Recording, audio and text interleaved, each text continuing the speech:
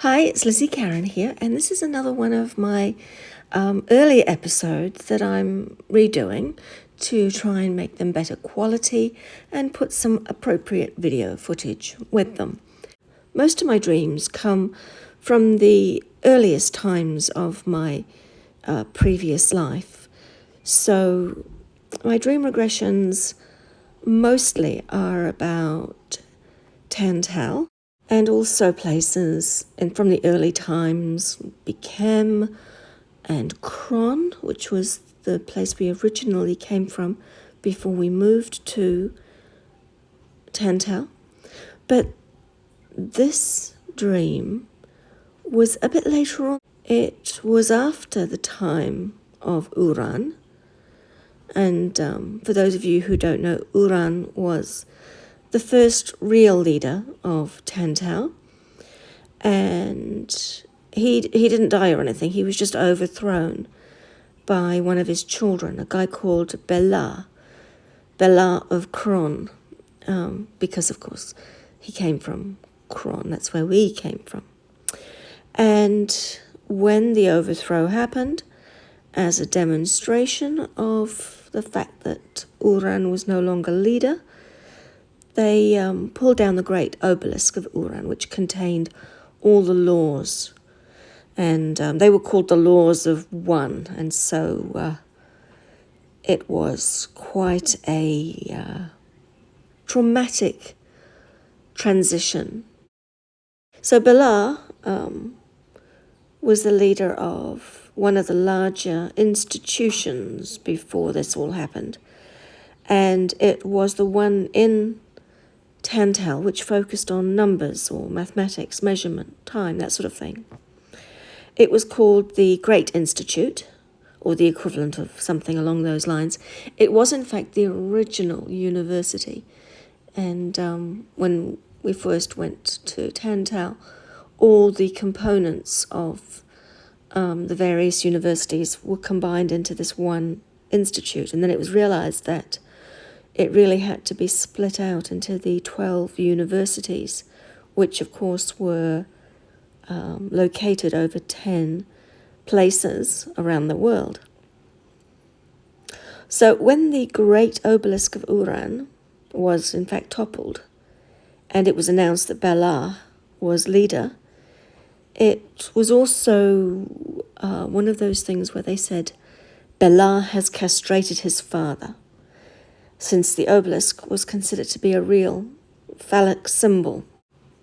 That particular event was one that had been predicted, and I think it was one of those self-fulfilling prophecy type things, but anyway, that's an aside, really. The dream that I'm going to tell you about comes from the times after Uran, when Bela ruled. And so this was during a time when we, i.e. the people of Tantal, could freely travel to wherever they wanted to in the world. Whereas prior to Bela, Uran kept a tight rein on whether people could step outside the various locations which were Tantal locations. And I mean, you could easily go to all these various places around the world, but you had to get permission. You had to keep the authorities notified where you were, how long you were going to be there, that sort of thing. And it was an annoyance for a lot of people. But once Bela took over, people could go wherever they wanted, whenever they wanted. They could associate with the primitive peoples who lived around the world.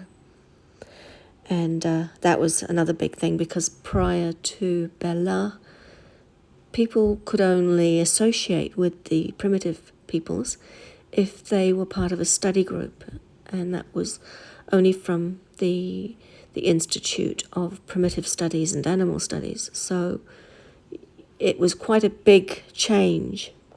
So a lot of people did enjoy going out to visit the areas where the primitive peoples lived. And some of the primitive peoples had actually progressed, and they had cities and interesting places that would be quite fun to visit. Sometimes it takes me a while to get to the actual dream itself, so please forgive me for this. But now I'm going to start talking about the dream, because it was a very colourful, fun dream. So I was in a city with a lot of really tight walkways. There was no roads that were wide enough for carts, or everything was not very wide, and there were lots and lots of steps. And the place felt sort of roughly constructed compared to the dreams that I would have about Tantal or the Tantal universities. And it had kind of a strange, slightly dirty look and smell about it. But despite that, it was a fascinating place. And I got quite familiar with the streets and all the various shops and things in my dreams, because I did dream about this place quite a few times. Anyway, in this particular dream, I'm off to see a friend, a friend who was one of the primitive peoples. So she's actually from the place that I'm visiting. And so I'd made arrangements to catch up with her, and we were to meet at a specific time and place. And so there I was, I turned up, and I'd actually committed to catching up some months earlier. And obviously these primitive peoples were able to monitor time and agree on relative days and times. So that was an interesting aspect. They did understand time and dates. So I might have said something like, I'll see you in 50 days in this particular place at about when the sun is high. I'm fairly close to this person, so I must have spent a bit of time with her in the past, previous to this, and I feel very familiar. I feel she is very familiar. And I have told her where I'm from, but I'm not totally sure she understands. And I know she's never visited me where I come from. The primitives are still not allowed to visit our lands without permission. So even during the era of Bela, you could bring a primitive back, but you had to, get permission to do so. So I've dressed in a way that is consistent with the way these people dress, so that it's basically to conceal that I'm not from around here. But the interesting thing is that I have dressed as a female, which I didn't normally do when visiting primitive peoples. Normally I would dress as a male and wear a false beard. And there's a whole heap of reasons why that was too. So back to my story. I'm in this city, that's sort of primitive city, and I'm looking for my friend. I know where she's supposed to be, so I'm going up all these little corridors and alleyways, and I'm going up these white stairs, and all along the way there are people passing me, going the other way, and so it's quite a busy place. Anyway, I find my friend in a 3-story round building, and my friend is very beautiful, and I think that in terms of her culture, she's also very rich. She's actually covered in a lot of jewelry.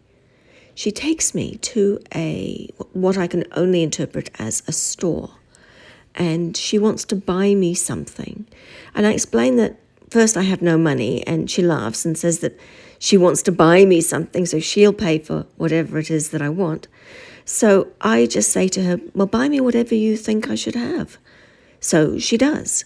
So she gets the store attendant to pass me necklaces with shiny coloured stones, and she carefully chooses what she thinks I need, and then she buys it. The attendants are kind of, what's the word? Maybe a little bit grovelly towards my friend. It's like they're overly polite, overly nice in a kind of artificial way. Can't know how to really describe it. But she's really very gentle and polite and very sweet to everybody. So she doesn't seem to take much notice of the way they're acting towards her. And she pays with what look like metal beads. And the beads have different values depending on the size and the colour. And they can just as easily be worn as a necklace as they can be used to buy something. I can't really describe them as coins because they are jewellery and they have a value. So it's kind of not a coin, but it's also currency. It's a bit confusing, and there's absolutely no pattern, no detail or anything, nothing that could be interpreted as a number. They are just very simple beads. So, yeah, that's the currency in this particular dream. She then takes me to buy a cloak, and that cloak is made from a lot of different coloured and types of cloth, and attached to the cloak there is a lot of feathers. And so I say to her that I'm not very keen on anything that an animal or a bird or a whatever animate has actually died for. And she tells me that, no, the birds don't die. We just collect the feathers from the beach, she says, and we colour them and we just choose them to go on clothes. So in that case, I said, okay then, I accept the cloak. And it really is very beautiful and comfortable to wear. Looks quite amazing, really. I haven't seen anyone in quite the same cloak when I've been in that city, but I have seen similar styles and types. So it's obviously a very unique piece. And it does feel quite exciting to be in this wild city with so many people bustling everywhere, so much noise, lots of activity.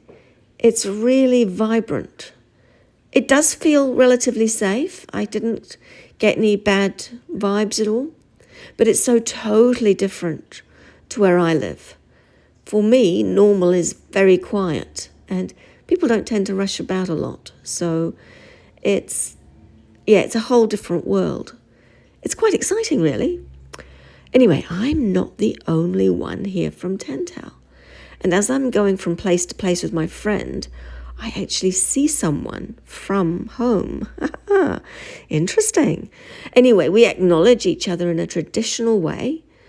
You know, the traditional way that my people say hello, which is we just hold out a hand in front of us at about head height. We spread fingers and close fingers. It's a bit like a wave, you know. It means hi or welcome. There are other hand signals as well, like if we did the same action without closing the fingers, it's kind of a warning or a take care or look after yourself message. I've seen similar signals on cave paintings, but, you know, it's without the motion, so it's hard to know if it's related at all. Anyway, we just pass each other, me and the other Tantau person, with a simple hi acknowledgement with the hand. And they look at my new cape and they smile at me very knowingly as if, oh yeah, you got a new cape. So it's kind of a silent joke between the two of us. But it's nice. It's a friendly kind of joking with each other. So my friend and I, we head down to the beach from the city area. And on the beach, there are a whole heap of bonfires. And there's groups of people singing, dancing, eating, just socializing. It's not from like a religious perspective or anything, more of like a party atmosphere. And it really does feel alive. It feels a lot of fun. So I actually do stay for a little while before I say my goodbyes. So when I'm ready to leave, I contact my people discreetly, and I say my goodbyes to my friend, and I thank her very much, tell her how much I love the things that she bought me, and I just slowly walk around the coast over some rocks and wait for my lift to arrive. And I'm looking out at the sea, and I can just see the lights reflected in the water, the bonfires. And then I can see some more lights, and they're down within the water, and they just seem to get closer and closer, and then they get brighter and brighter. And then appears my ride, the submersible, and I just walk in through the front from the actual beach, and then I'm on my way home. And from there, as we are sinking into the water, I can see from the ship the bonfires all along the beach and the silhouettes of the people dancing. And it was really, really lovely. It was a really lovely dream. And I had a feeling that it wouldn't be too long before I was going to be catching up with my friend again. So it's not a high technology dream or anything like that. It was just one of those really lovely, fun dreams. Okay then. Thanks. Bye.